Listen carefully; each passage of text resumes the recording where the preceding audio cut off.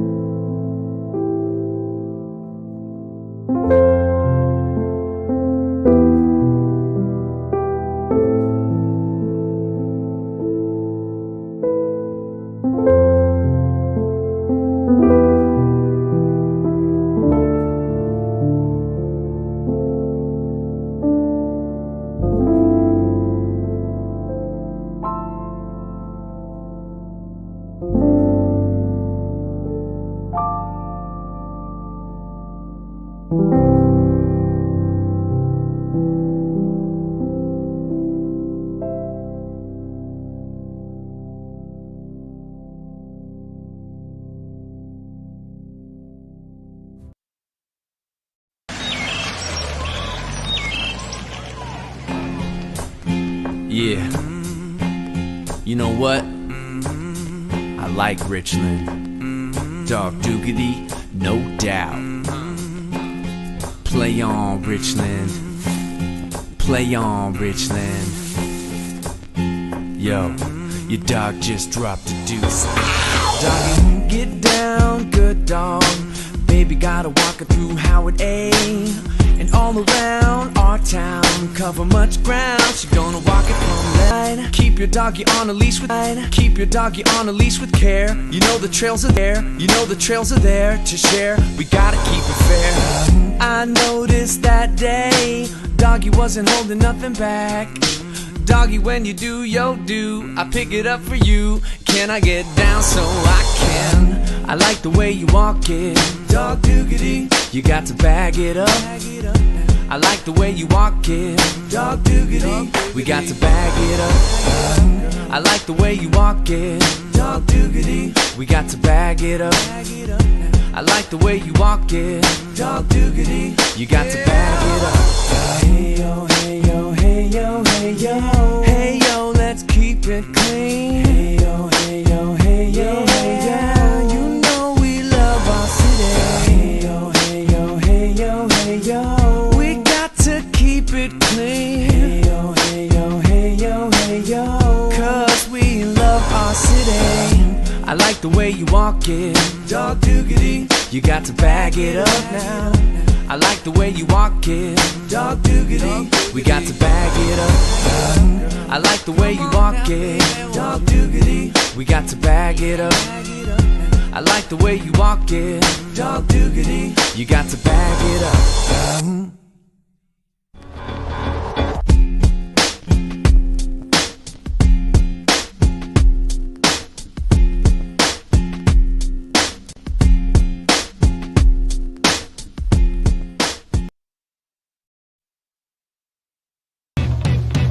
I just wanna be cool, I just wanna be alright. I wanna stand where people plan to party all night.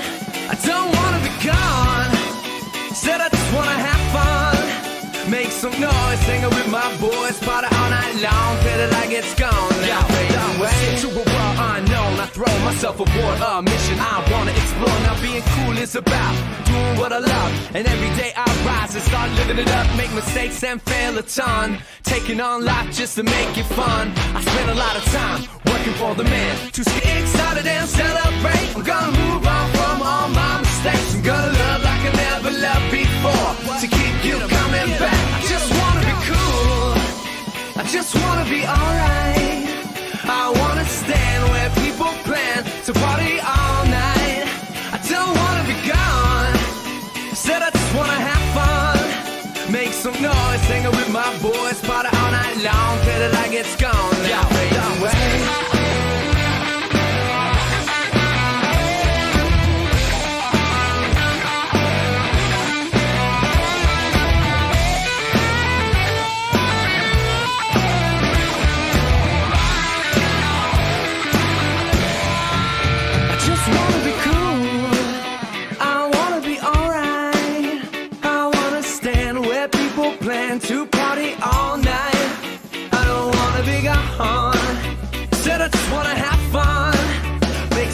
noise, hanging with my boys, party all night long till the light gets gone. I just wanna be cool, I just wanna be alright. I wanna stand where people plan to party all night. I don't wanna be gone, said I just wanna have fun. Make some noise, hanging with my boys, party all night long till the light gets gone. Now fade away.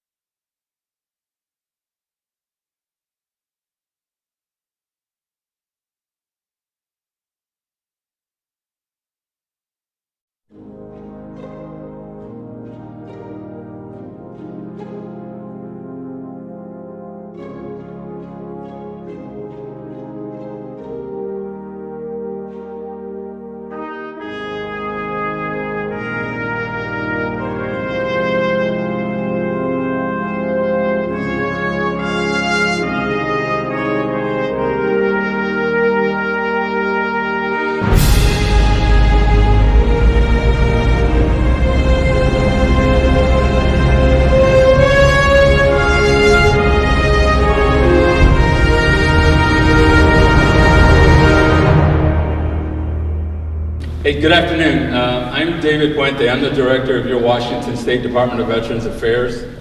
First, I just want to say thank you. Thank you for showing up this afternoon. It's an opportunity for your WDVA to have a conversation with our veterans and their families and community members about the project that we're going to be talking about today. So this afternoon, what we're going to be doing is we're going to be providing a little overview of history, how we got here. We're going to talk about the preferred site and go over some topics off of that, some factors that were evaluated. Then we want to make sure that we're talking about next steps and what we're going to be looking at. Just a little bit of history. Back in the early 2000s, our WDVA leadership at that time and the community started this project and the need for it.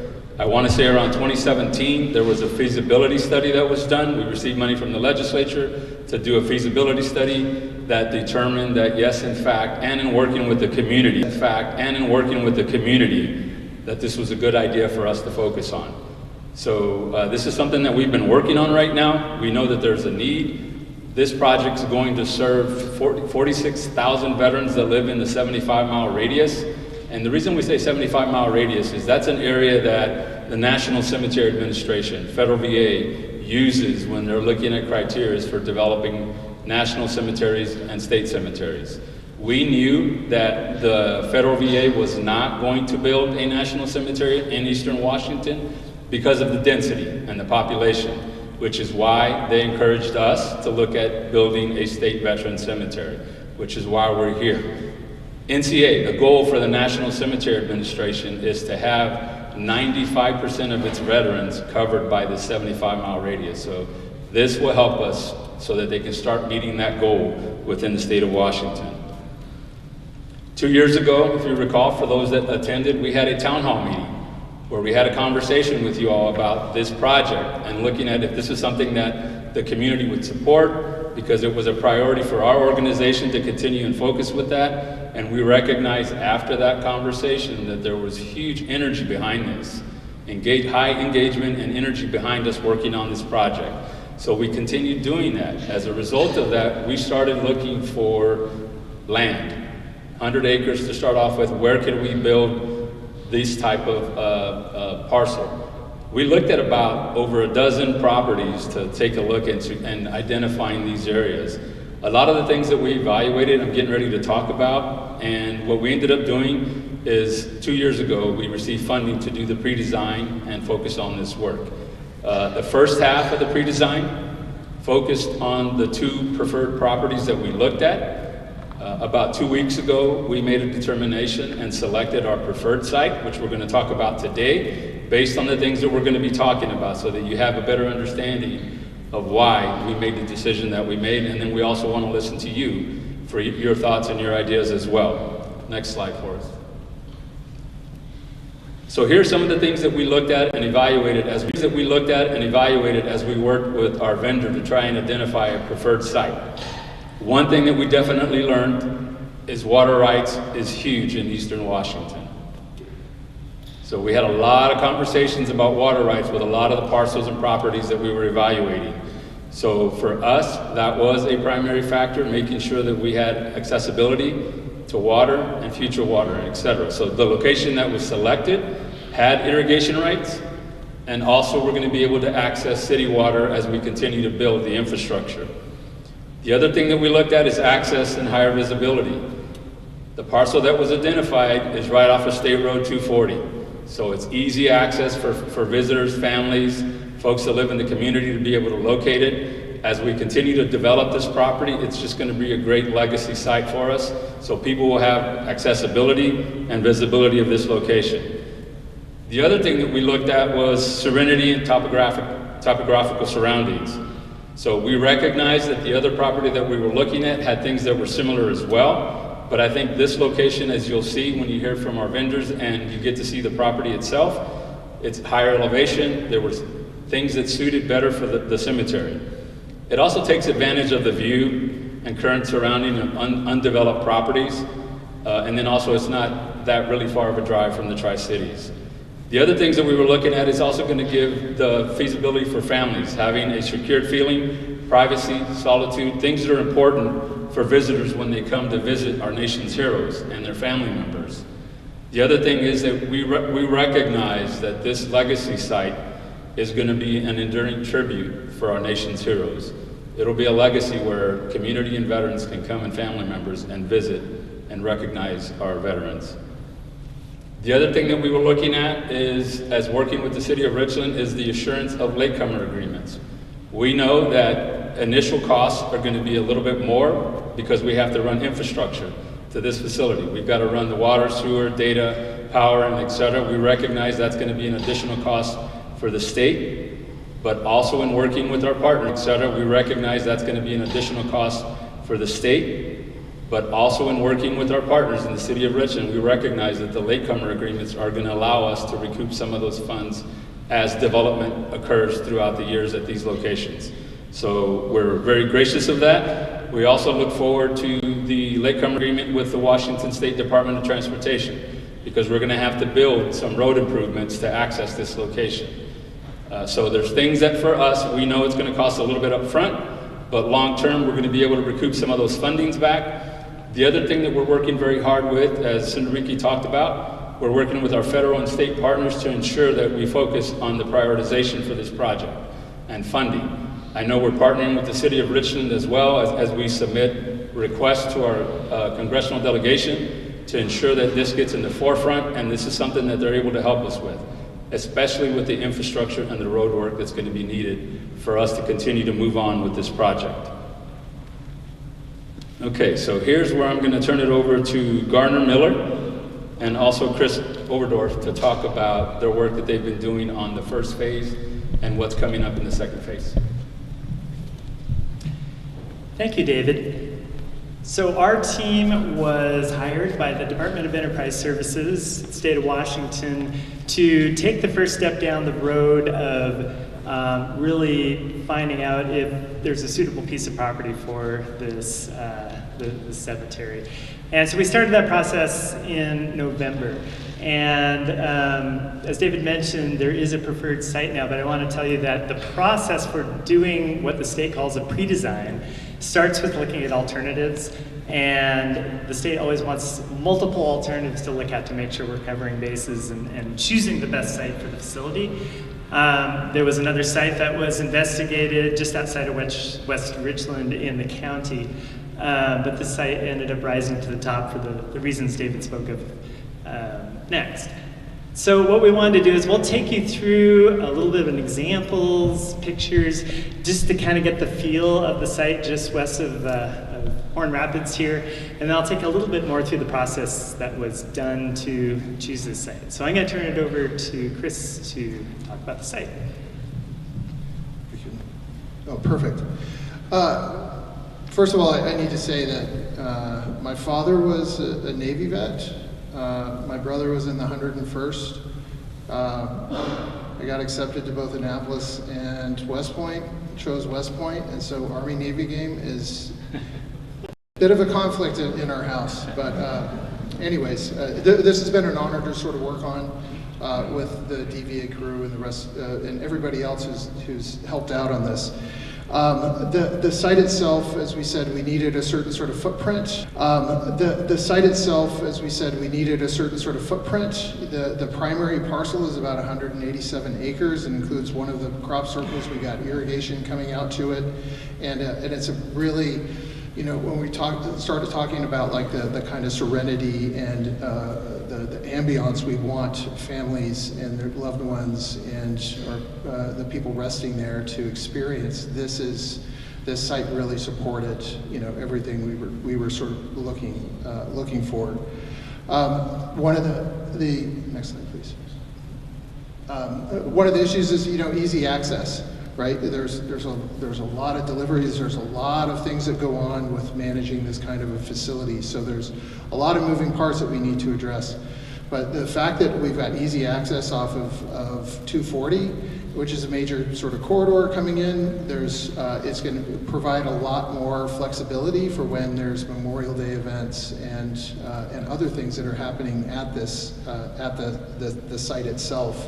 Next slide, please. Soil. We need good soil for this. We were talking about the National Cemetery Administration, you know, guidelines, and when they come out, they're shooting lasers down to make sure that all the headstones are lined up. And so we look for a certain kind of soil to make sure that it's well draining, it's not a lot of clay, so that everything sort of stays, you know, where we want it to stay. And you can sort of see it, the fact that it's been used for agriculture in the past. We've got some really well draining soils. That was sort of perfect. Next slide, please. The fact that we're a high bank, and we've done some initial sort of work on a water table, and we're well below where we've got a high bank situation, so we don't have any issue with sort of water, you know, a high water table that we're having to deal with, which would then, if we had to deal with it, is going to then impact the overall sort of cost of the project itself. Next slide. And then finally, it's sort of the views along 240. In some cases, the berming and the topography is sort of shielding it from the road, which cuts down some of the road noise. But in other cases, it sort of opens up so that it's going to be easy to find. But ultimately, when you're on the site, you're looking out. You know, you are going to be experiencing these big, expansive views, and it really just creates this sort of sense of serenity to the overall site. And I think the next. Thank you, Chris. So we started working with the Department of Veterans Affairs back in November, looking at these sites. And the state of Washington, as I mentioned, wants a fairly rigorous process for looking at all the available options and pitfalls and red flags that could come up when the state wants to actually spend money on developing a project. So we embarked on that process, and some of the things that we look at originally, and this was on both sites, that would help the DVA make a decision on which property made sense. First of all, accessibility. Cemeteries are very important to make sure that people can move around and meet the requirements for both federal and state ADA. We looked at the topography and the soil. Chris mentioned that a little bit earlier. One of the benefits of the site is it is high bank, so flooding is not a critical component there, as well as making sure groundwater is deep enough it doesn't affect the internments. We also looked at impact to the surrounding neighborhood, worked closely with the city of Richland to kind of vet those issues and looking at future developments that are going to come online in the future out here. We also did an initial cultural resources review of the property. At this point, it's a desktop, what we call a desktop review, looking at all the available data that is published out there. And what we're looking for is to see if there's any higher than usual chances of finding cultural resources in the ground beyond what we would expect. Water and utilities, access as well. We had to study extensively with the city of Richland's help. Power, water, sewer, all those things. Irrigation, make sure that those utilities can get to the site and serve the site appropriately. And then the other thing is just making sure that the facilities that DVA needs here, the cemetery facilities, the internments, columbariums, administration buildings, visitors center, and maintenance, that all that stuff works on the site. So we started initially with a programming phase where we identified all the elements that needed to be involved and included in this project, and then sort of vetted that out and test fit on the property to see what that would be like. In a second, Chris will show you kind of a proposal for that, and came up with alternatives. So with that information, that was really helpful, I think, for Department of Veterans Affairs to make their decision on this site. So next slide. So this is actually just an example. This is a federal cemetery in Minnesota, but this is just a visual to give you an idea of just how beautiful this site can be. This is a kind of a similar layout to what we're looking at here. It's just it's going to be a wonderful facility. Like I was saying before, the site itself really made itself amenable to everything that was needed for this kind of facility. There's going to have to be a new roundabout off of 240.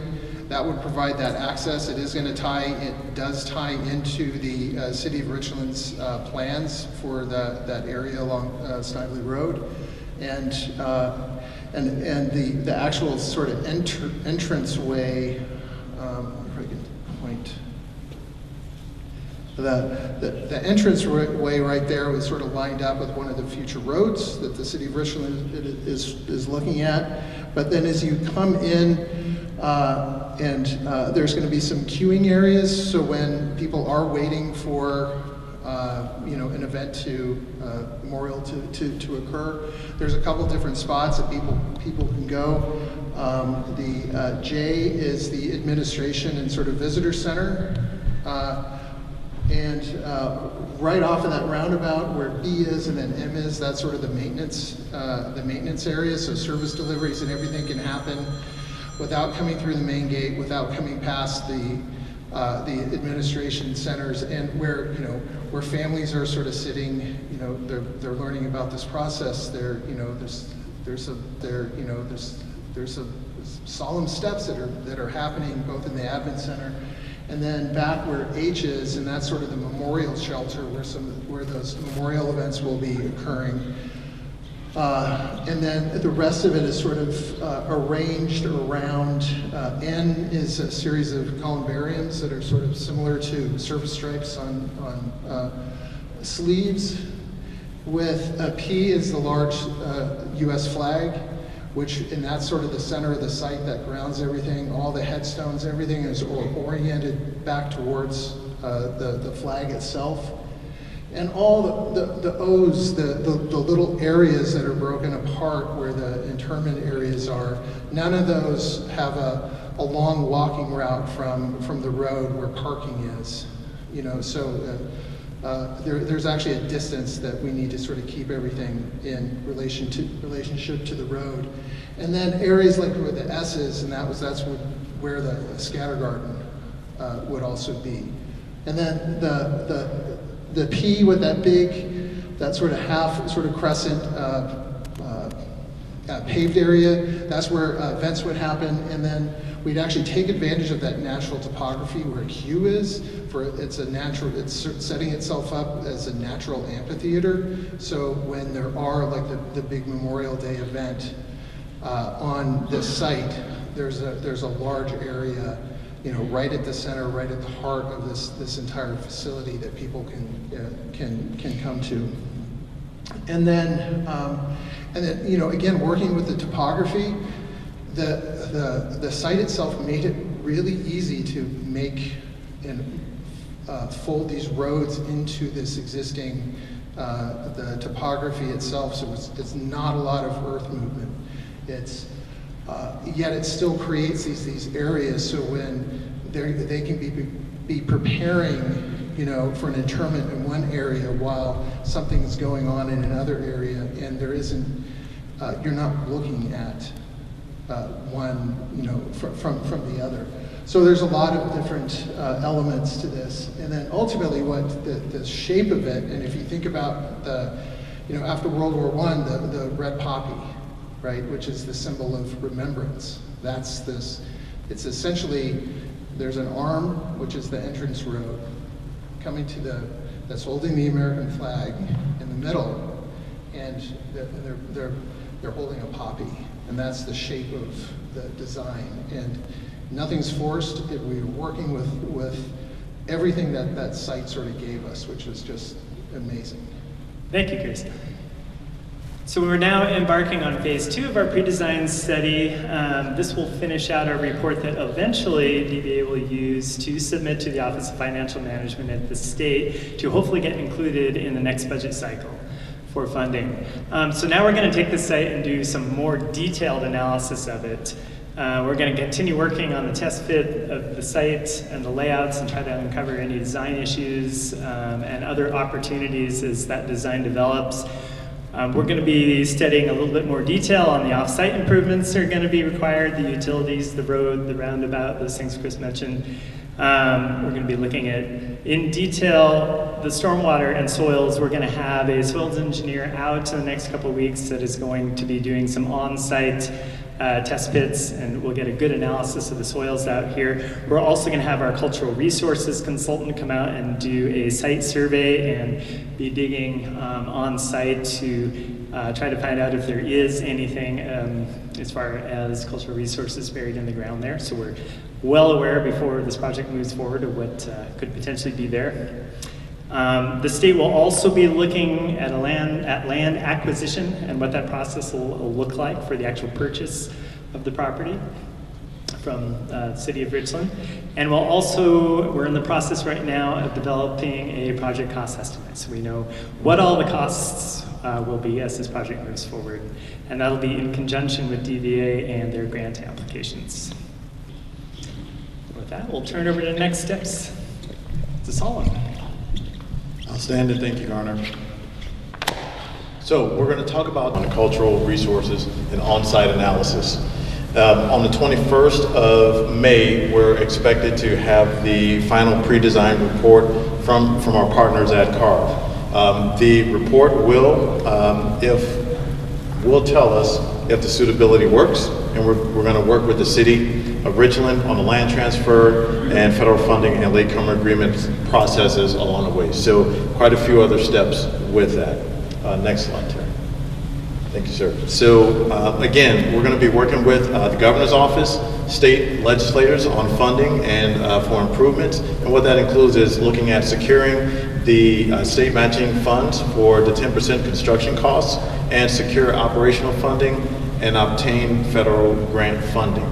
With that, again, is a reference back to the latecomer agreement. We're going to be looking at what does that look like, how can we work with that to continue our partnership with the city of Richland and continue that work there. Again, is working on the off-site improvements. That's going to be huge, and again, is a big part of this is going to be receiving and working through with the National Cemetery Administration on the funding for up to 100% on the match for the construction costs of the cemetery. There's a question on why do we need another cemetery if Medical Lake exists? So going back to the top of the slideshow, Medical Lake is in eastern Washington, so it's roughly about a 3-hour drive from here, and it's outside of that 75-mile radius that the NCA demands. So from there, we want to make sure that families do have an opportunity to visit with their loved ones about within an hour of that. But again, with a veteran population of about 46,000 in the Tri-Cities area proper, that is the reason why for this property. And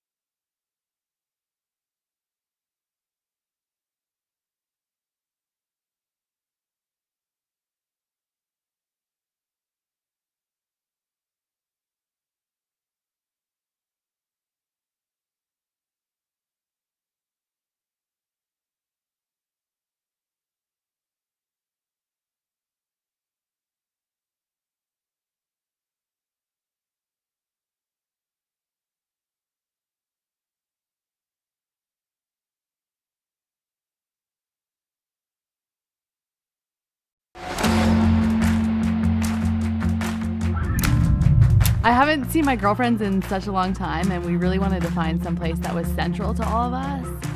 Tri-Cities was such a great option. It seemed like it had everything that everyone wanted to do. So we wanted to give it a try. The weekend trip started off at the winery, my favorite place to go. So many options, wine, grapes, everywhere you look. I was most looking forward to hiking. That was my favorite thing to do. The Wallula Gap hike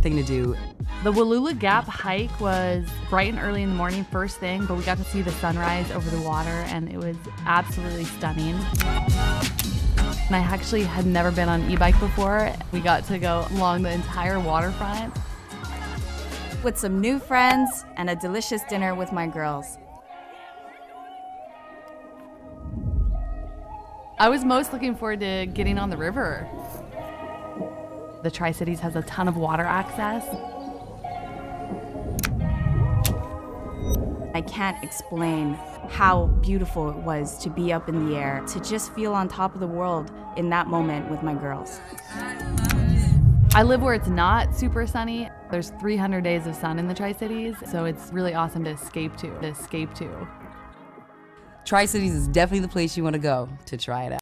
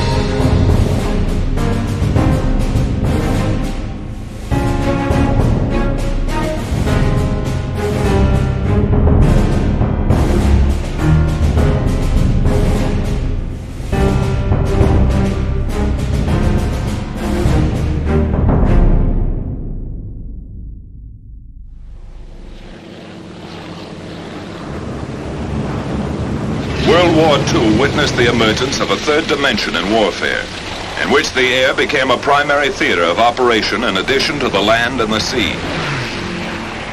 Allied bombing pilots some of them had very short lives, right? This was very dangerous work that they were doing, especially the daytime raids. Out of the west, 1,350 American bombers of the 8th Air Force streaked their vapor trails into the dawn. I handed the parachute to my dad. My dad said, "I'm taking it across." So the navigator looks at him and says, "You're going across, we're all going across." And they made it.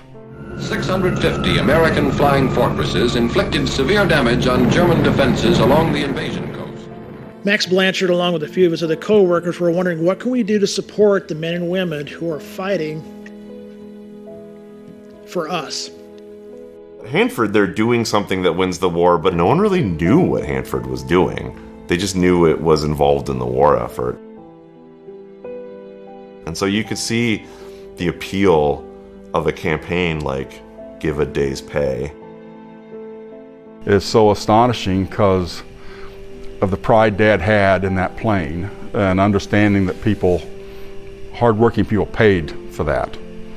So they always felt this was not their plane, it wasn't the government's, it belonged to the people of Hanford. This is the people's plane. Like, this isn't our plane, this isn't your plane. Like, this was a gift. It lives on, you know, there's just something that's timeless about the day's pay.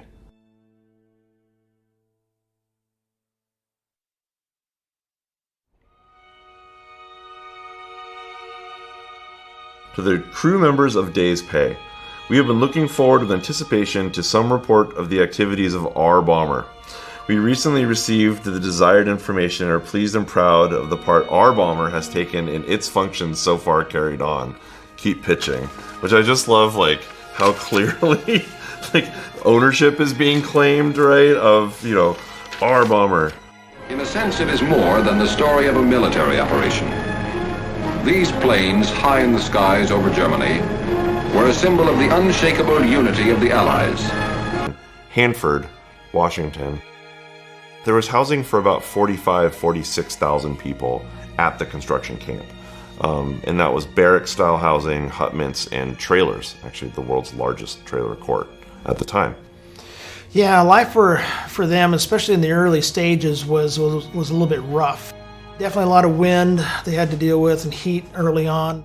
They just knew it was a construction project. The handout was given to them in March of '43. It's an important war project, and outline what their expectations were for safety and also to not talk.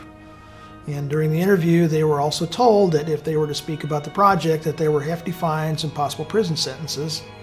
So, for the most part, the men didn't talk. You know, they all know it's some kind of defense project because they're working for the Army Corps, but very few would have known the actual purpose. Your average worker, your average construction worker, union worker, cafeteria worker, no.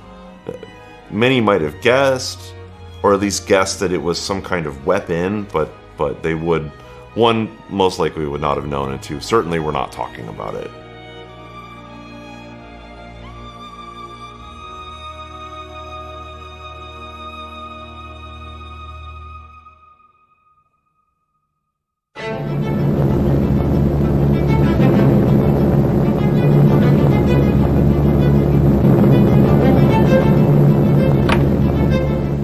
June 2nd, 1944. On this day, 650 American flying fortresses inflicted severe damage on German defenses along the invasion coast.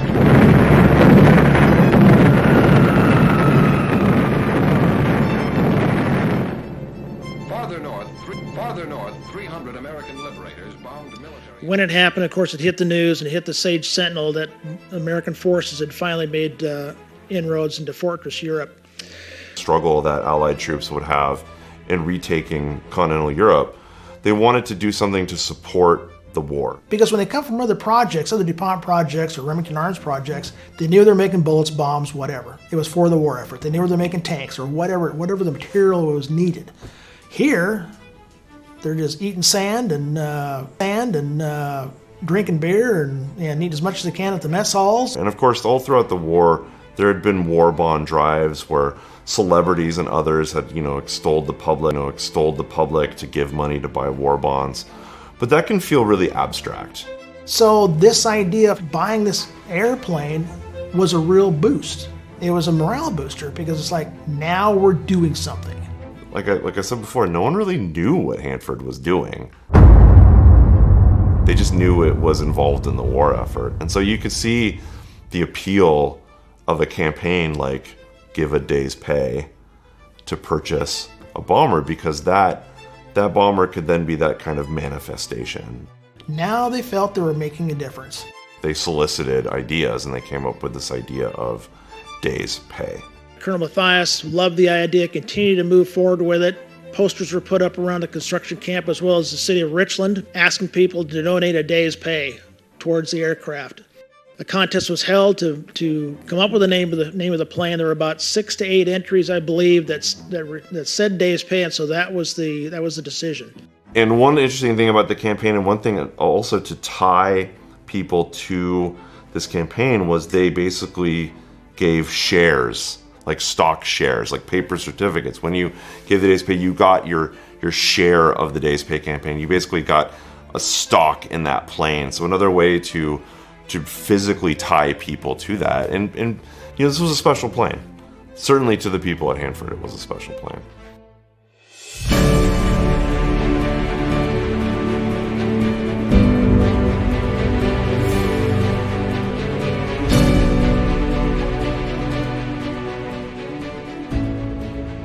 In July 1944, a transport crew picked the plane up at the Boeing factory and flew it over to the Hanford Construction Camp airfield.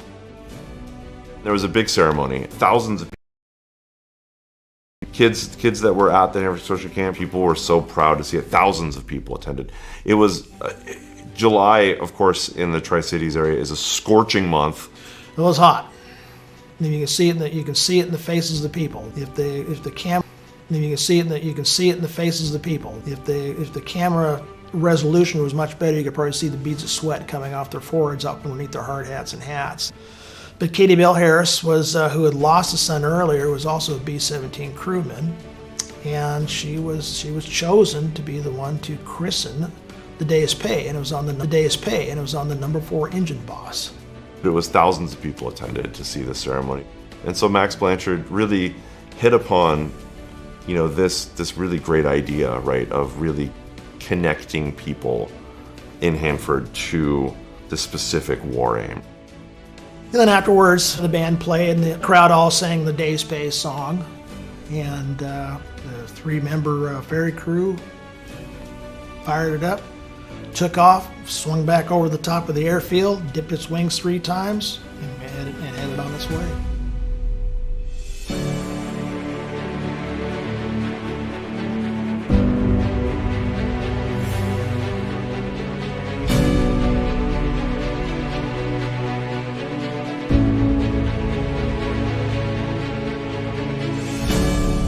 My dad was actually, when he got out of high school, he went to Wichita, Kansas, went to work at Boeing. He worked at Boeing for 3 years and then was drafted into the Army.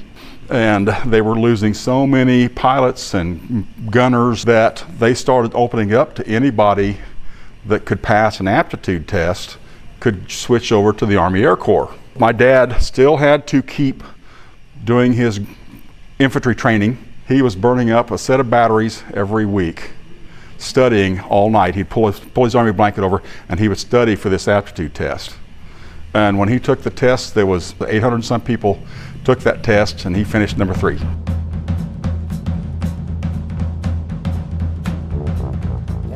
Robert M. Neal, the co-pilot, he's from Texas. He was working at a pipe plant before he joined the Army. He joined the Army in 1944, and his wife and their one son, she purchased a trailer, hitched it up to the car, and wherever he was transferred to, she took that trailer to every spot in the United States where they had different training. But what's interesting is the Neal family also knew the Purcell family. Matter of fact, when Purcell's other brother joined the military, they were kind of torn because the one son, Archie Purcell, went to the Army Air Corps. So they had to make a decision which son do we follow.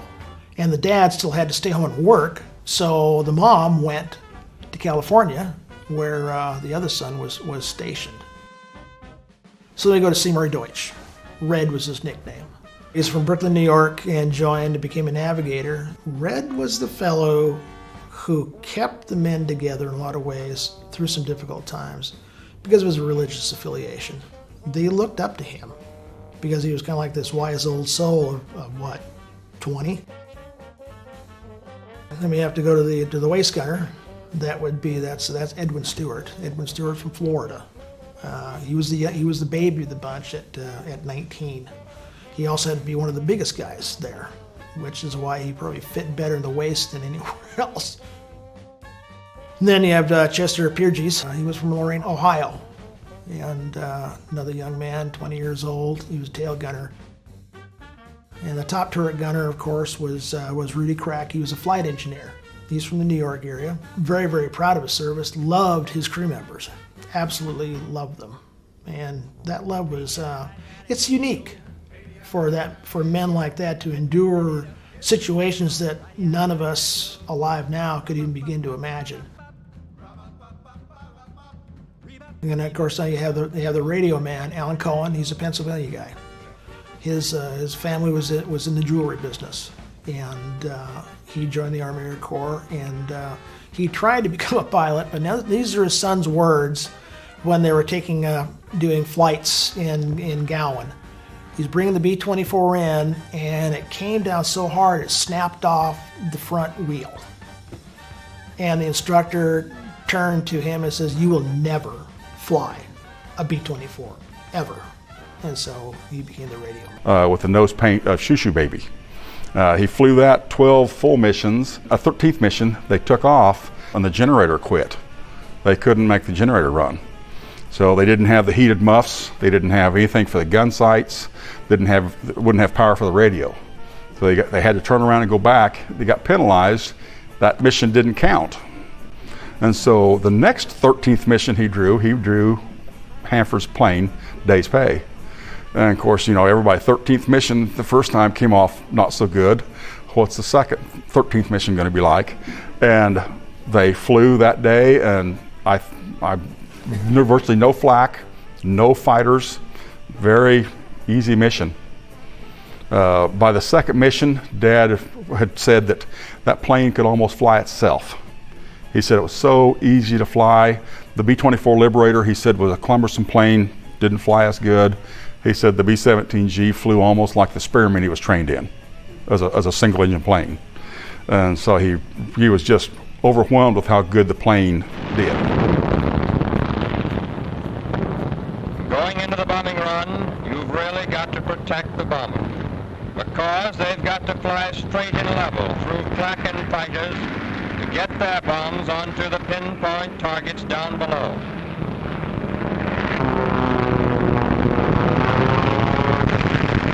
Sometimes they got fighter escorts, sometimes they didn't.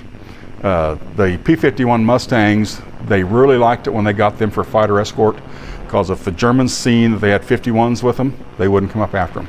The P-51 pilots realized this, so when they got close to the bomb site, they would hang high and right, way behind the bomb group, and wait for them to send the Messerschmitts up after them, and then the 51s would go after the Messerschmitts.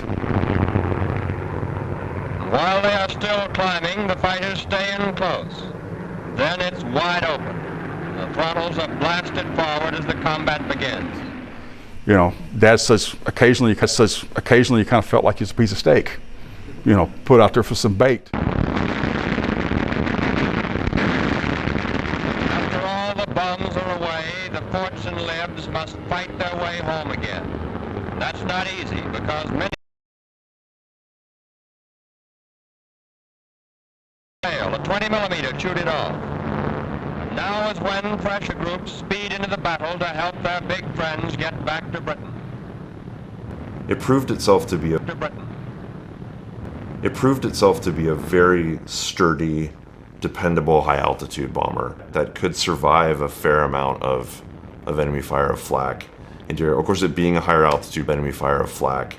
Of course, it being a higher altitude plane.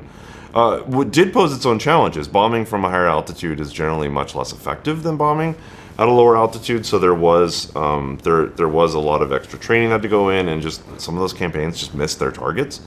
But it was generally considered to be a more rugged and especially more dependable plane.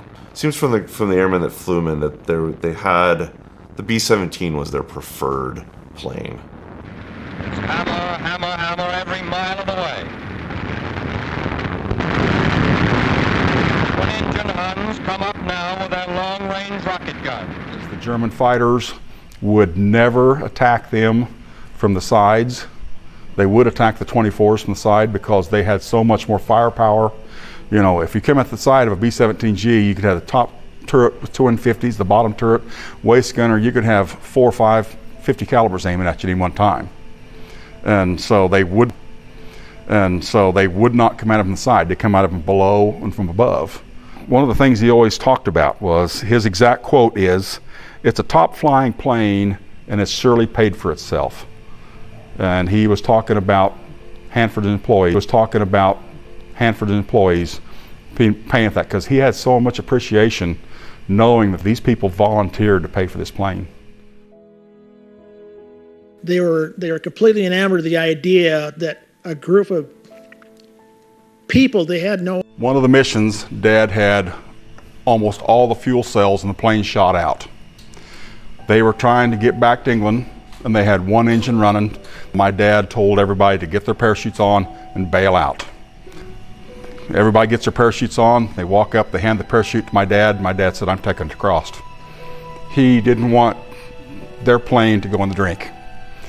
He was willing to basically die, try to make sure that plane got home, because he appreciated how much people paid for that plane. Not the government bought that plane, the workers at Hanford Energy Group. So the navigator looks at him and says, "You're going across, we're all going across." And they made it.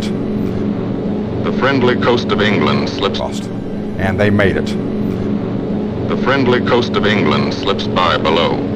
It doesn't look like much now, but in a few hours when you come back, if you come back, this will be the most beautiful view in the world. They landed with 25 gallons of fuel left. Those planes were burning 413 gallons an hour, and they landed with 25 gallons left. The only engine they had running when they got home was number 4 engine. It was the number 4 engine that she had christened. It's so astonishing because of the pride Dad had in that plane and understanding that people, hardworking people, paid for that. You know, he talked about that more than just a little bit, you know, the appreciation he had for that. One mission, his bombardier got up off his chair, walked up to my dad to borrow a Lucky Strike cigarette from him, lights it up, goes back to sit down, and there was a hole blowed through his bombardier's chair from a piece of shrapnel. There are the black smudges of the flak that come up from the aircraft's below. And every time one of those shells explode, they'd have a great big black cloud. And one of the waist gunners said at one time, he said he swore he could have jumped out of the plane and walked across the smoke because it was so heavy. One mission Dad was talking about, flying along, and the plane was actually pulsating as the shrapnel bombs was going off. And so he motions to the other planes that he could see to go up 10 feet. They raised 10 feet in elevation, and the plane quit pulsating. But if it got damaged and you couldn't roll the ball over to get your door up, they would turn all the bolts. They could actually unbolt that ball turret and drop it off. And then the ball turret gunner is on his own to get out of it and get his parachute deployed. Dad's ball turret gunner went out there one night with a hammer and ball peened all of his bolts where they weren't going to be able to drop him off. But you know, if you think about doing a belly landing and you're in the ball turret on the bottom, you aren't going to live. You know, but he wasn't going to be dropped out.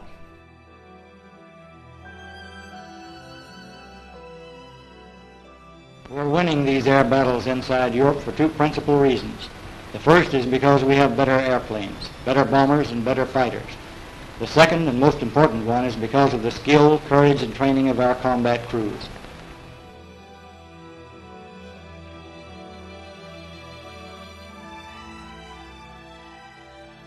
One of the missions, one of the other planes in their group was shot up so bad it had nothing left in the midsection.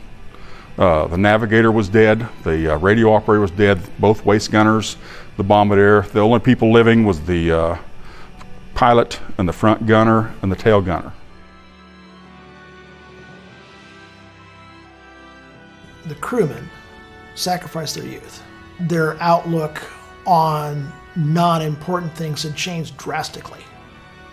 Small things meant nothing. I just got back from a 6-hour tour, 5 hours on oxygen, minus 47 degrees. I've been shot at. I watch other airplanes go down in flames. And you come back and then just you think about that. That's on your mind. And so your way of thinking and doing seemed to kind of go a little bit above and beyond that, because also some of them were in contact with people from Hanford. We have Christmas cards and letters from Hanford construction camp employees that they would write to the crew and back and forth. And you know, I think that bond too was unique for the day's pay. I mean, they loved that plane. At Christmas time, they would send over your care packages from your family. My dad got care packages from everybody at Hanford, him and his group. And they got a pallet load of stuff. Lines of communication, wreck roads and railways, prevent any orderly retreat.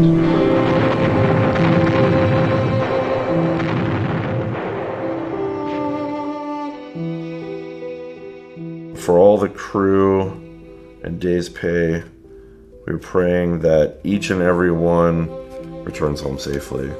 So that's kind of a nice one. It says greetings you, and they wrote in and all the crew.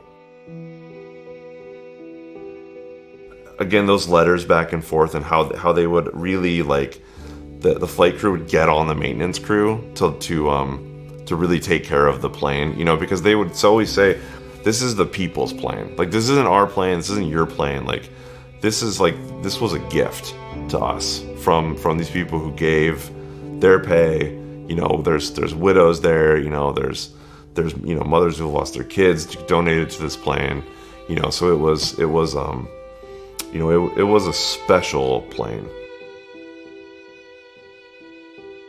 Hello there, I just finished reading the article in our project newspaper about the happenings of our plane, and the suggestion that we send Christmas greetings to you fellows.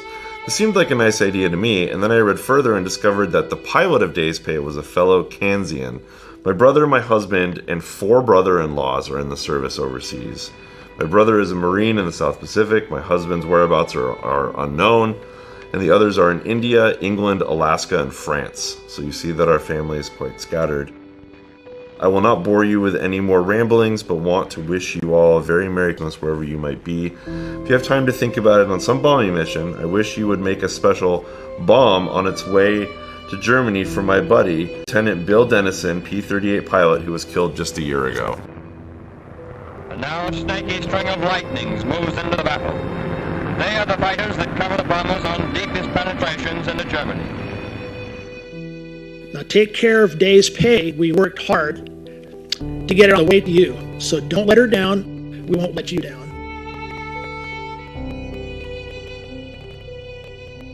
Just seeing those Christmas cards is really interesting because of the level of camaraderie that's there, the level of kind of like plain speaking, and really like how Hanford employs. I mean, the crew was very reverent to the plane and people, but also the tone you get from those cards is like kind of like a mother checking in on her kids, like, how you guys doing with my plane? You know, like hope you're taking care of our plane. You know, and they did call it like our plane, but it was also like a lot of love, wishing them well. And I think like that connection, right, between these people, both working for the war, but you know, but this direct connection from the home front to the theater, right, and through this plane, and the way that they really spoke plainly to each other, and the respect there is just really something to see.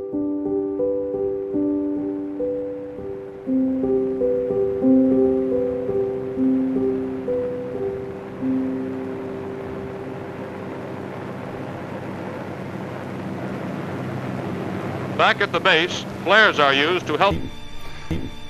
And my sister went with him a time or two down to the Phoenix scrapyard, and he would spend a week at a time going through that scrapyard, through plane by plane by plane, trying to find pieces of Days Pay. And he died not knowing what happened to it.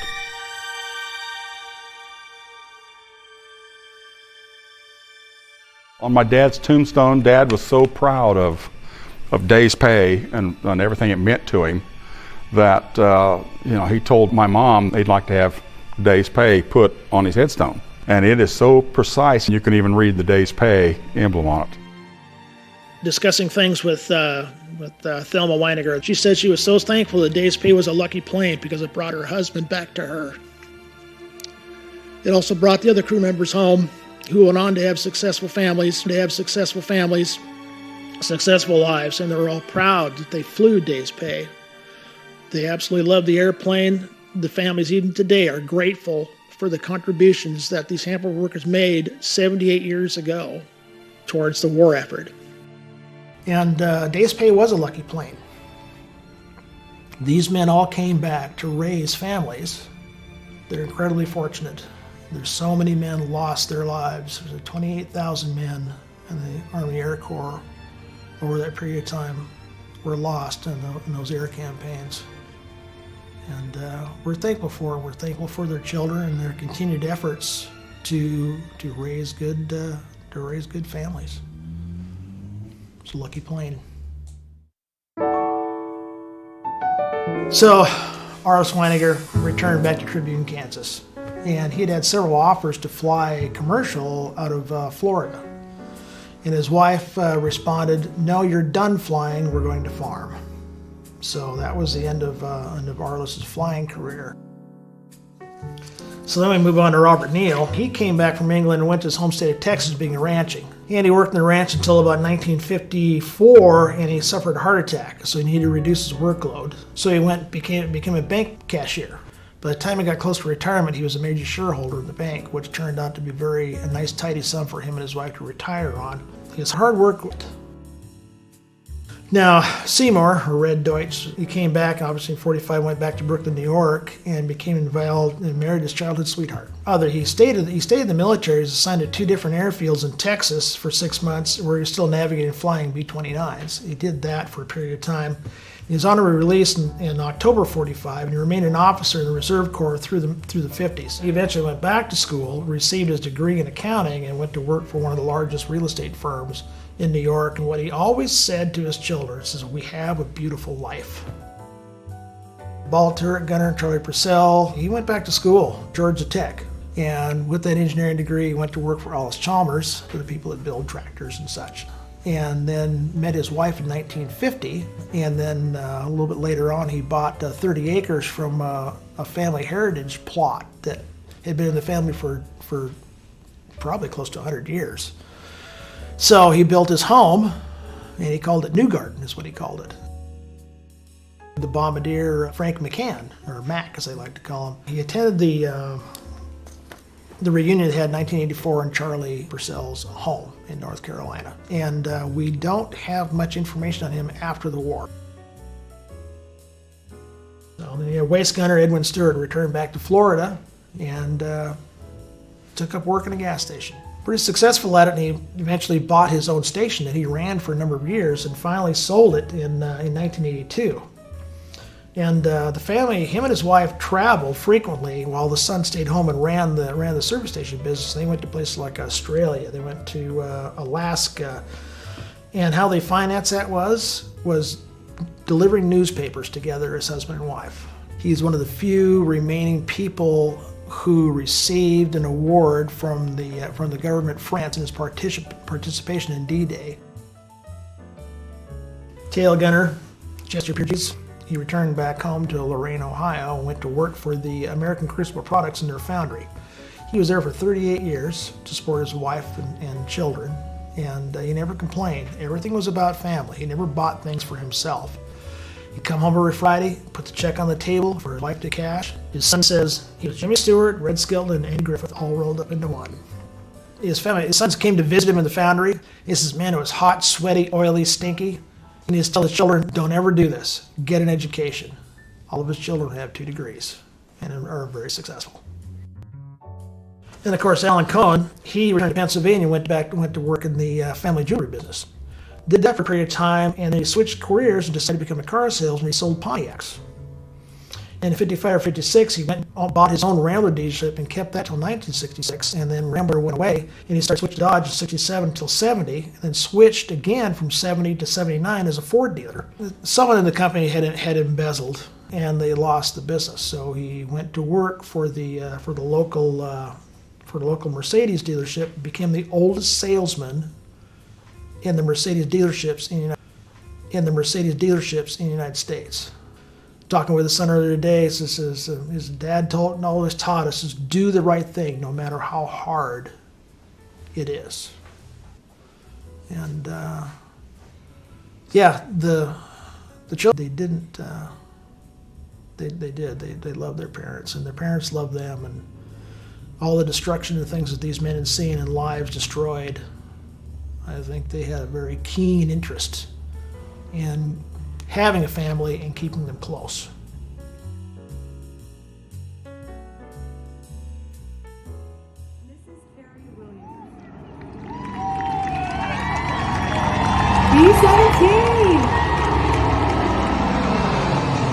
So what a successful campaign, where people are still following it, and it's really interesting to see how the community continues to embrace. It shows the enduring appeal of the people in this story that we have. The day's pay has been a symbol for Richland High School. The day's pay has a book on it.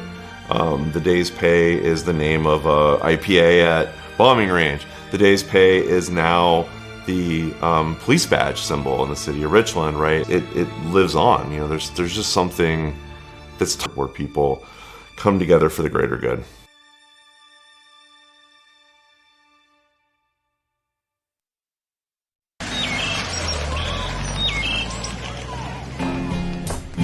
Yeah. You know what? I like Richland. Dog Doogity, no doubt. Play on, Richland. Play on, Richland. Yo, your dog just dropped a deuce. Doggy, get down, good dog. Baby, gotta walk her through Howard A. And all around our town, cover much ground. She gonna walk it from Leslie. In the sun, it's a good day. Each and every day, it's the our way. A girl and a dog, they were fine. Wow. Until they left the dookie, that's a crime. From the north side to the south side, it's a good day to take a trail ride. Keep your doggy on a leash with care. You know the trails are there to share. We gotta keep it fair. I noticed that day Doggy wasn't holding nothing back. Doggy, when you do yo do, I pick it up for you. Can I get down so I can? I like the way you walk it. Dog doogity, you got to bag it up. I like the way you walk it. Dog doogity, we got to bag it up. I like the way you walk it. Dog doogity, we got to bag it up. I like the way you walk it. Dog doogity, you got to bag it up.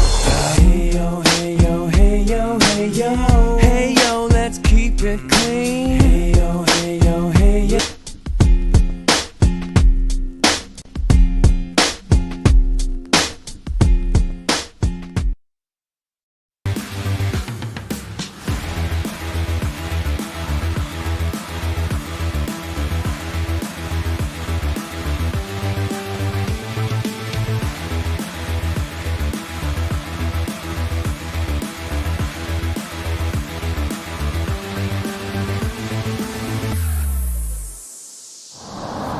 What we're doing is barbell stuff. I want to make sure that you're stretching your lats. You're going to be stretching your wrists, making sure that you're able to catch that barbell here in the front rack and also press overhead. Good. Hello and welcome to the latest edition of Explore Richland. I'm your host, Mark Ingham. Well, as we settle into the new year, we hope you've been able to keep your resolutions. Now, if your resolution was to be a healthier version of yourself in 2025, we're at a location that can help you achieve just that. Richland Strength has been in Richland for about a year, and they are here to help you set goals, prioritize yourself, and turn resolutions into reality. Well, it's now my pleasure. Thanks so much for joining us today. Thanks, Mark. Well, it's a pleasure to be here. We're excited to talk to you and learn more about your business here. But let's start off by just sharing a little bit about yourself and how did you get involved in the fitness industry? Okay. My name is Chris Sandell. I moved here from Seattle about eight or 9 years ago. Originally, our gym was located in West Richland, so we were over there for about 6.5 years. Me personally, I've been in the fitness industry for about 9, 10 years, coaching for a few years before, and then decided to open my own business. Awesome, and you mentioned that the previous gym in West Richland. You know, what excited you to move cities and move here to Richland? So back in West Richland, we had a small studio. It was about 1,700 square feet. And it was just time to mature into a bigger business. So we've moved to centrally located location for Tri-Cities, and we tripled in size, so bigger studio. Mm-hmm. Yeah, near the river, near the parkway, and also close to Cadillac, all great places to be, right? Yeah, I mean, part of the idea was that this is your third place, so locally. Mm-hmm. Yeah, it's a great location, a great spot to be in. And you know, many of us in Richland are familiar with, you know, the traditional gyms. And I wanted to ask you, like, what makes your gym unique amongst those ones? Starting position, 1 muscle clean. Starting position, 1 power clean. CrossFit gyms is like a class-based gym. You're gonna get coached on movement, technique, and also the program will be structured for you. It's kind of the halfway point between having a personal trainer and then sort of the free-for-all, trying to figure out how to do it all on your own. As a community-style gym, there's a bit more accountability, whether it's from the staff, the coaches, the owners, or just the friends that you build and the people that are struggling in the workouts right next to you. So helping you stay motivated is something that's just sort of given in this style of gym. I wanted to have you talk about the programming that you do here at Richland Strength and just kind of talk about a little about some of the workouts that we do here. Great. Good question. So we are primarily a CrossFit gym. So our programming is CrossFit. We do lots of barbell stuff, gymnastics, conditioning. It's all set up for us week by week, and we focus on different strengths through different cycles. Also, as we transition to our Richland location, we're focusing more on our Olympic weightlifting group class structure of intro to CrossFit. So over the 3 weeks, twice a week on Mondays and Wednesday evenings, we're going to go over everything that you need to be successful in our group classes. Starting out with squatting and just sort of figuring out how to move your body to more technical stuff, snatches, cleans, jerks, etc. Another way that we bring people in, if that schedule doesn't work for them, is through personal training sessions. So we meet with myself or one of the trainers, and we go through between 1 to 5 personal training sessions, depending on their background, how many sessions they need, and then getting them ready for regular group classes. Come on guys, pick those bars up, AMRAP, clean and jerk. Personally, why do you love CrossFit so much? Why do you love fitness so much? CrossFit, it's really been the main fitness modality that I started back in 2011. And as I've changed focuses to Olympic weightlifting, it still is possibly the most fun working out that I've had. And in terms of giving the most fun working out that I've had. And in terms of giving that to other people, I think that health and wellness is really important, especially nowadays. So doing what I can do in terms of giving, I'd like to continue to provide the opportunity for other people to potentially find the spark and the love for CrossFit and fitness that I did back then. Perfect. Well said. Chris, thanks so much for hopping on the program and talking to us about Richland Strength, the CrossFit gym here in Richland. And of course, if you would like any more information on Richland Strength, you can find them online at the link below, or just stop on by. They're located at 1022 Lee Boulevard. Now, if you would like more information on anything happening in the city of Richland, visit us.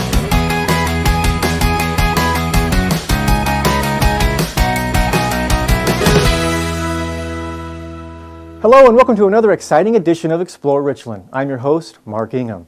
Well, it's no secret that Richland is widely considered a mecca for scientific edition of Explore Richland. I'm your host, Mark Ingham. Well, it's no secret that Richland is widely considered a mecca for scientific research and technology. Companies like Pacific Northwest National Laboratory, Energy Northwest, and Battelle come to mind. But back in 2016, another scientific company made worldwide headlines with their first detection of gravitational waves. Welcome to LIGO. Welcome to LIGO. And gracious enough to join us today is LIGO's Education and Outreach Lead, Amber Strunk. Amber, thanks so much for joining us today. Hi, good to have you. And I'd have to say we made it, but I'm going to guess that you could sense me from probably a mile away, right? I wish we could. The waves you create are a little too big for us to sense, but we're glad you made it out. Perfect. I'm excited to be here. This is the 4th time I've been out to LIGO, and I must say every time I come out here, I just have a sense of inspiration, a sense of, excitement, and also just a sense of awe coming out here. It's just so exciting to be here. Yeah. And I wanted to ask you to start off this conversation, if you could just share with us what LIGO's mission is and talk a little bit about the science taking place here. Sure, yeah, we kind of have 2 missions. The first mission is our scientific mission. That's to detect gravitational waves. We do and get excited about the science just like you did. That's great. And I must say that this is an exciting place to come. It's exciting to learn about the technology, but it's also, it can be overwhelming for someone like me who's not an engineer. But one thing that LIGO does so well is you open yourself to the community and you have a great way of telling your story in a way. 2017 for the very first historic detection of gravitational waves. It's amazing. Now, right off the bat, one of the exhibits that catches your eye is this one. Can you tell us about it? Absolutely. It's one of my favorites, and it helps you understand gravitational waves. So if you take a step onto it, you can see that this grid just bent around your shape. And if you watch these objects, they start orbiting around you. They come around and they'll orbit around me. And this really helps us understand gravity. Einstein told us gravity is a warp in space-time. And when objects follow that warp, they orbit, or if they collide, they make waves. And that's exactly what we're studying and understanding. That's great. And I can see this as a fan favorite. Must be. It absolutely is. Everybody loves this. It's so cool. So as I just mentioned, we study these gravitational waves from objects gliding in space. But the way we do that is different than what you're used to for most observatories. We use an interferometer. Starting right here, you have a laser that goes through what we call a beam splitter. And it does exactly what you think it does. It splits the beam into 2. So one goes down that arm, and one goes down that arm. And then at the very end of each arm, you'll see a mirror that reflects that light back together before it merges. It goes through a few mirrors just to make the laser spot bigger, easier to see, and projects it up on the screen, and you see this interference pattern. Our device basically does this, but instead of having short arms, we have 2.5 mile long arms to allow us to sense the very small gravitational waves we're looking for. I was going to ask you about the interference patterns. How do you know what's a gravitational wave and what's not? Yeah, so there's two things there. One thing is we do everything possible to try to get rid of those vibrations. So we have a lot of hardware that you can see in the center as well that shows some of the ways in which we reduce the vibrations to get rid of them when we can. But then on the other side, when we do get signals, how do we know for sure it's something from space and not something here on Earth? We do a couple things. We match it with Einstein's predictions for what these waves should look like. We make sure that nothing else around us could have possibly made it. So we have 300,000 channels of data coming in all of the time, and about 200,000 of those are just environmental sensors. We're looking at wind and vibrations and earthquakes and everything so we can rule them out and really know that what pendulums, all of those matter for what we do, and a lot of the exhibits you see show you that. This one can show us waves. So if I spin this drum and then pluck the guitar string, you can see the waves that are being made. So as people and students come and play, they get a better sense of what waves are, how they're made, the different properties of them, and all of that goes into the work we do. Wow. And I have a question about this. I mean, visually, when I'm looking at the strings, you can see that wave like you talked about. But is that actually the string bending, or is it an optical illusion with this pattern behind it? It's the string bending. The Really? only thing the drum does is allows your eye to see it. So it's happening all the time, but our eyes can't pick it up. But if we look at it and we've got this light and dark background, by those going fast, it allows your eyes to pick up that actual vibration of the wave that's happening all the time. That's amazing. You always answer my question of why you don't see it up there, because it has to be here, but it doesn't seem like that's real. I know, It I know. seems like that's just an optical illusion that's happening with that spinning background behind it. I think that's why it's So a favorite, cool. because it feels like an optical illusion, but it's a real effect. As I mentioned, we have a lot of fundamental science here, and we are both detecting waves and using waves to detect that. But one of the things we have to do is hang our mirrors as pendulums to get rid of those vibrations we were talking about. So you'll have a lot of exhibits that you see as well about pendulums. This has several pendulums, all with the exact same mass on the bottom, but you can see that the strings are different lengths.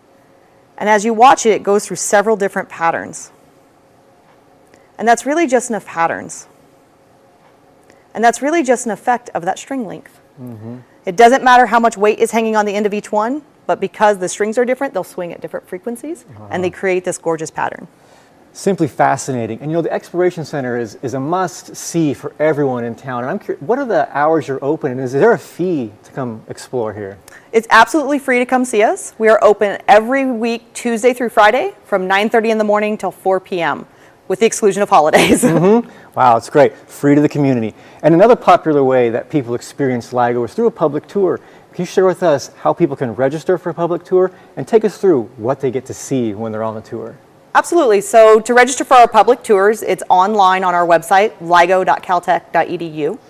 And if you go there, you can register for a free public tour. Just like everything else, we do it for free. And they have a chance to explore the Exploration Center. Also, we'll have a short talk by one of our scientists or engineers, a walk around our site. They'll get to see some more hardware exhibits, go right into our control room where we detect gravitational waves and see scientists at work. And then they'll also get a beautiful view of those 2.5 mile long arms we talked about. Oh, that's amazing. And once a month, right? Correct? Once a month, the second Saturday of every month. 2.5 mile long arms we talked about. Oh, that's amazing. And once a month, right? Correct? Once a month, the second Saturday of every month. Well, I would like to thank Amber Strunk for taking us on an amazing adventure here at LIGO. And if you have not been out to their Exploration Center, I strongly encourage you to come visit them. Now, if you would like more information on LIGO, you can visit them online at the website below. And don't forget, we are where you are. Find the City of Richland on all the popular social media platforms. Find us on Facebook, YouTube, Twitter, and Instagram. I'm Mark Ingham, and thanks for joining me on this edition of Explore Richland.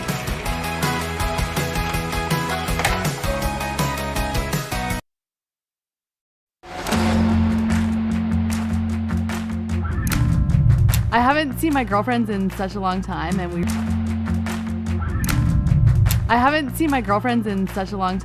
really wanted to find some place that was central to all of us. Tri-Cities was such a great option. It seemed like it had everything that everyone wanted to do. So we wanted to give it a try. The weekend trip started off at the winery, my favorite place to go. So many options, wine, grapes, everywhere you look. I was most looking forward to hiking. That's my favorite thing to do. The Wallula Gap hike was bright and early in the morning, first thing, but we got to see the sunrise over the water, and it was absolutely stunning. And I actually had never been on an e-bike before. We got to go along the entire waterfront. The night topped off with some new friends and a delicious dinner with my girls. I was most looking forward to getting on the river. The Tri-Cities has a ton of water access.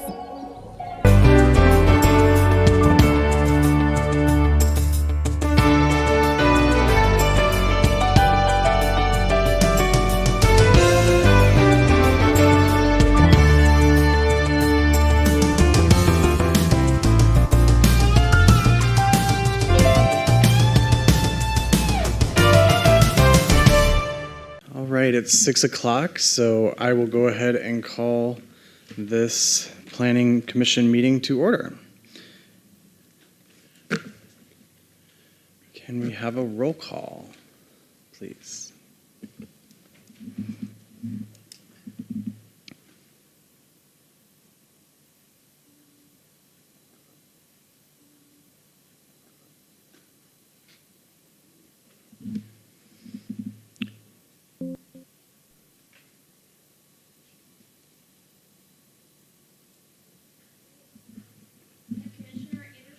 Here. He is not here. So did you see Nicholson? Oh, here. Here. Here. Here.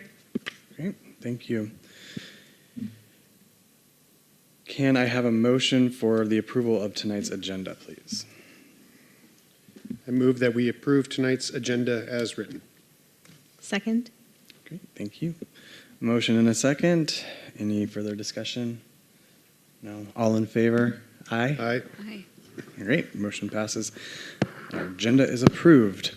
Can I have a motion and a second, please, for the approval of the minutes from January 28th Planning Commission meeting and March 11th Planning Commission workshop? I make a motion. Business on the comprehensive plan update. We have a time for public comments. Is there anybody here who wishes to make comment on something not on the rest of the agenda? Seeing none, we will move right along to our new business. So this is the comprehensive plan update, the introduction and community vision and climate element discussion presented by Nicole Stickney. Thank you.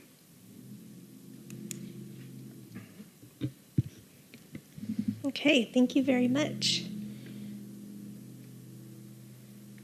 I will roll right into this. So we have provided to you some draft copies of proposed elements. Specifically the introduction chapter and the climate element. You can see that this is starting to come together, all these different parts and pieces. And as I've explained in the past, a lot of the foundation for how these updates are determined, of course, comes from the Growth Management Act, guidance from the Washington State Department of Commerce, specifically their Growth Management Services group. Regional plans, so things like we would read from the Benton-Franklin Council of Governments and the countywide planning policies, so things that are happening at the county level. And then, of course, the city's own history and adopted materials, we're taking a close look at those items, too, to make sure that we can kind of bring everything into the fold and curate that information as we go along. And then I've always been highlighting the city's strategic plan, because that is also significant.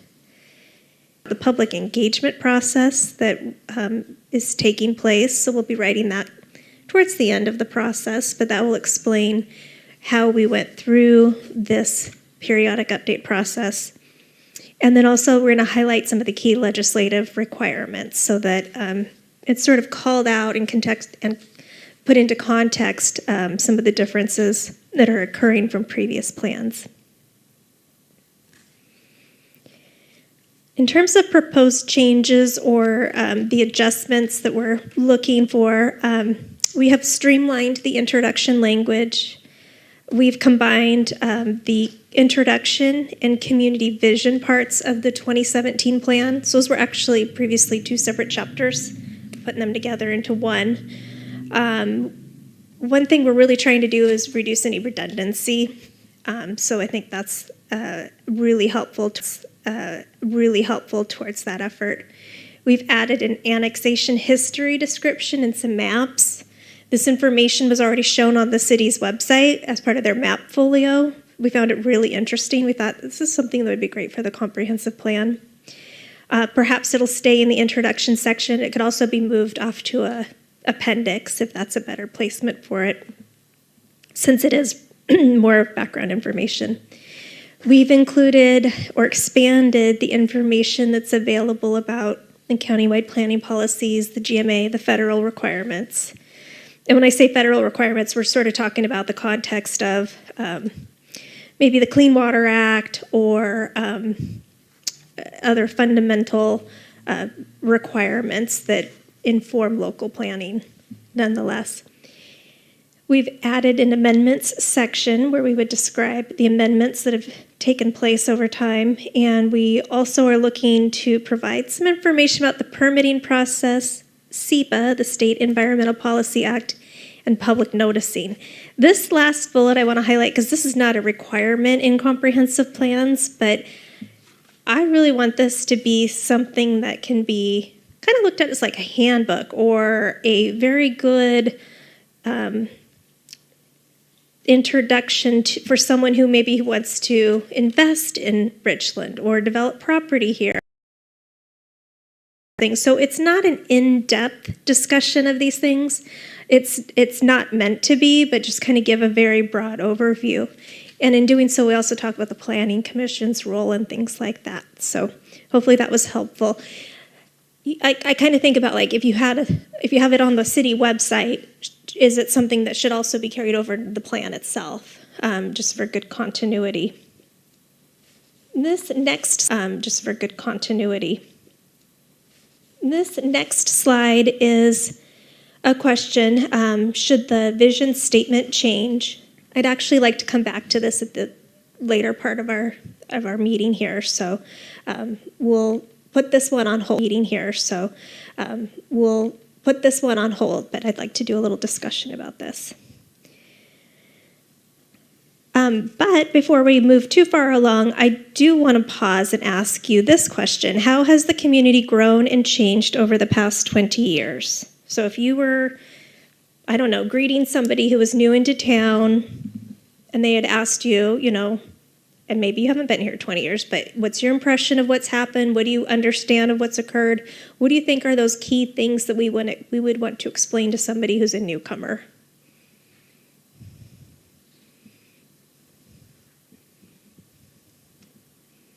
Don't all speak at once, guys. And again, remember that the comprehensive plan is a 20-year plan. So when we look back 20 years, what would you call out as being significant? I would identify the retail has grown proportionate to the population, the regional, the Tri-Cities population, in that we have more big box stores, other chain restaurants, good or bad, that weren't present here because we didn't have the population or demographic to support it. And our transportation network has grown as well to recognize the headcount increase. So it's growing. Aaron, you need to use the microphone too. Sorry. Oh, I forget we're not going to work. Yeah, sorry. Thank you. I'm not going to repeat that. For the record, just that the retail services and transportation network have grown in accordance with the population. Yeah. I think that we've also seen a surge in tourism, particularly as the wine industry has developed a lot over the last 20 years. I'd add the growth in healthcare, that while we're still not a hub for specialists, I think that healthcare is trying to grow with the population. And I think in addition to tourism, also just outdoor recreation has increased and improved. And then of course we have like additions like Ironman and other events. Yeah, I definitely think from being in the commercial space and what people are most excited about to be in this community is people are just excited to learn. People are making money in new ways, and it's super vibrant. And I think just as a community, we're hitting some of those key population levels that we are, we're kind of trending, I feel like, as compared to other areas when we start thinking of like Scottsdale maybe or Bend. Richland does stand out as the one I feel like making the most effort to really level up our services and kind of like the experience that you get when you come here. Mm-hmm. I have not lived here for a decade, so you're asking for two and I can't give that. Yeah, what have you observed in the time that you've been here, good or bad? Oh, well, I've only lived here about 6 years, and definitely the growth, it's sprawling, but it seems to be more geared towards multiplex housing and communal living, and I like that. And I like the focus on small businesses. I think Tri-Cities actually has a really cool small business focus, and a lot of them are in Richland that are helping each other out, and that's really unique to our area. One last thing I would add is just focus on education, particularly at the higher level, with the vision of Washington State University and the ever-growing Columbia Basin College. That's been, Thanks, that's really helpful. You've all just. Okay, I will talk next to the climate element. Now, you have seen the climate element before, but just in a different version. So as you'll recall, you were involved in the process of coming up with the regional climate element. This was done through a consortium, so several of the local governments banded together, linked together resources. The Benton Franklin Council of Governments took a lead role in that effort, and over time, a climate element was developed that meets the requirements of the Climate Commitment Act and the changes driven by adoption of legislation signed. And the climate element is something that jurisdictions who are updating their plans in 2026 have to incorporate now. So we are among the first group of communities in the state